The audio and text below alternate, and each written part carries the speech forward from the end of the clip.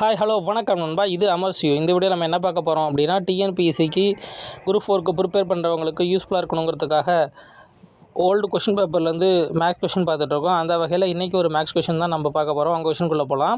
Question எல்லாம் பார்த்துக்குங்க. 10ஆம் வகுப்பு மாணவர்களின் 50 பேரின் சராசரி அகவை 15 ஆகும். 10 மாணவர்கள் புதிதாக சேர்க்கப்பட்ட பின் சராசரி அகவை 0.5 ஆண்டு அதிகரிக்கிறது எனில் புதிதாக சேர்க்கப்பட்ட மாணாக்கரின் சராசரி அகவை என்ன அப்படின்னு கேட்டிருக்காங்க. நல்லா பாருங்கள். 50 மாணவர்களின் சராசரி அகவை 15. அதில் 10 மாணவர்கள் புதிதாக சேர்க்குறாங்க.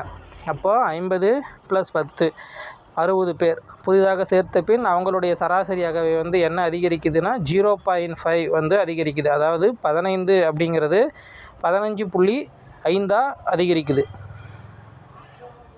ஓகேங்களா? இது எப்படி போடணும் அப்படின்னம்னா, முதல்ல பாருங்கள், 50 பேரின் சராசரி